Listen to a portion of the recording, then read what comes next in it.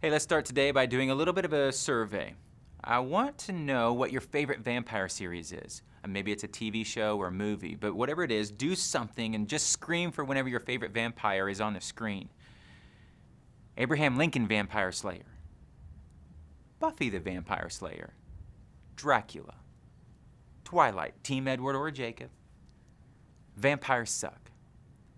Our new StuCo series is called How to Hug a Vampire. Now, we're not going to teach you how to hug real vampires because that would be really dangerous.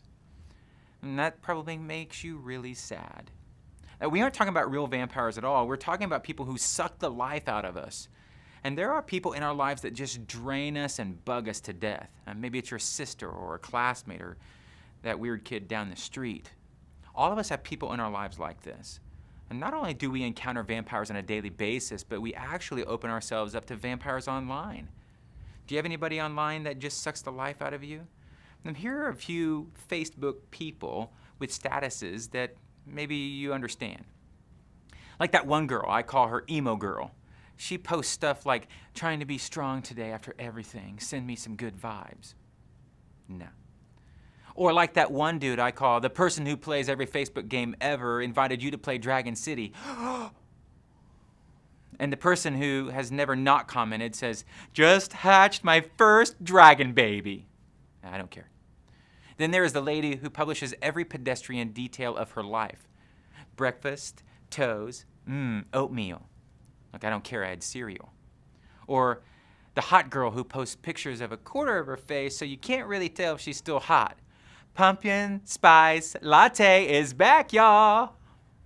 I don't drink coffee.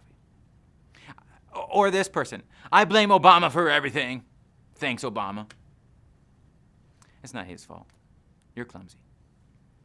Yes, these are real people on Facebook, but we encounter real-life vampires all the time. Here's a list of real people who suck every ounce of life from us. People who never invite you to hang out but get mad when you don't invite them.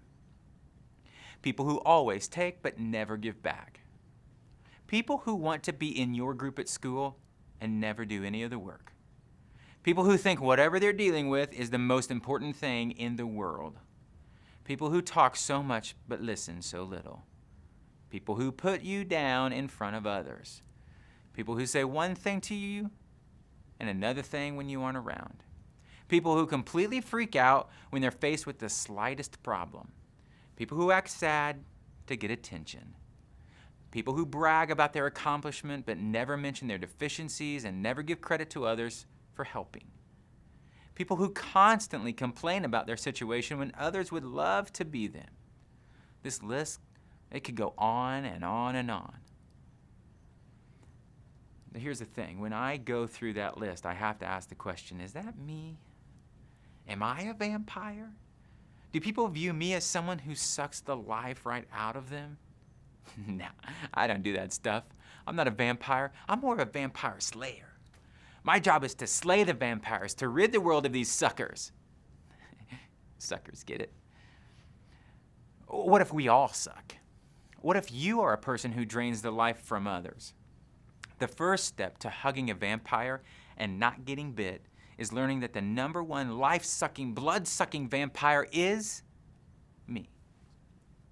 And not just me, but you as well. Now look under your seats. Each of you has a set of vampire teeth. Go ahead, pop them in, smile a little bit, don't bite anybody. Go ahead and show them off. You all look awesome. Now turn to someone and say, even with those teeth in your mouth, you suck the life out of people. And so do I. We all suck. Good. It's hard to take, isn't it? The Bible tells us in Matthew, don't criticize, and then you won't be criticized. For others will treat you as you treat them. And why worry about a speck in the eye of a brother when you have a plank in your own?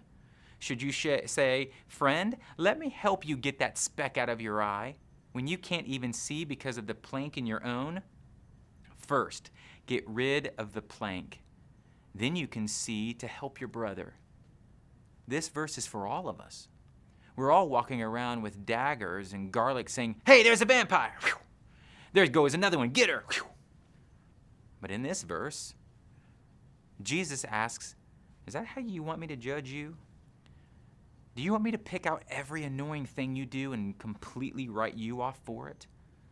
He paints a picture of someone who's trying to call out a friend with a really small issue while carrying around a huge issue of his own. It'd be like the biggest bully in the school calling out someone for leaving an empty milk carton on the lunch table. That's weird. It'd be like the girl or guy who deals drugs in your school keeping track of how many times you'd been late for class. It's completely insane. We all have acted like a life-sucking vampire because of how we treat others in this way. We decide that everyone else is the problem. We believe that they are the vampires and we are those amazing slayers. In verse 5 of this passage, Jesus actually calls his listeners hypocrites. You probably know this word hypocrite as someone who says one thing but does the opposite. You suck. I suck. We all suck the life out of people. If we try to walk around pointing out the flaws in other people, we become the scariest vampires of all. I recently found this website that gives helpful tips on how to make people think that you are a vampire. Here we go. Fit in with humans. Don't try to look evil or goth. You'll just look like a freak to other people. Don't tell others your plan to make people think that you're a vampire. Whew, that's a good one. Be quiet at school or work for just a few days. Just say that you're not feeling well. This is your transition into being a vampire. Stay quieter and more mysterious. Slowly ease back into your normal self, but create mystery. Don't bring lunch to school or eat anything during the school day. Try not to drink anything either. Vampires don't need drinks. Breathe in an inconspicuous manner. No heavy breathing because vampires don't need to breathe. Try not to blink. Keep very still at all times. No sudden movements. If someone has a cut or is bleeding, act really weird. Cover your nose and say, I need to leave. Develop a keen memory. Be smart. Only talk when spoken to. If you have a question, figure it out on your own. Develop quick reflexes. Do as much running as possible without people noticing. You need to build up speed. Look, these aren't very good tips. But you absolutely know, and I believe that there are people out there doing these things right now, hoping someone's going to believe that they are a legit vampire. Unfortunately, some of us are the same hypocrites Jesus mentions. We're the ones who are one type of person in the day, but someone completely different at night. We start to believe that because we go to church, because we download the Bible app, because we can say all the right things that Jesus said, somehow we don't suck. Hypocrite. Take a look at what the Bible says about our heart when Jesus died for us. God demonstrates his own love for us in this. While we were still sinners, Christ died for us. While we were still suckers, God loved us. While we were still suckers, Jesus died for us.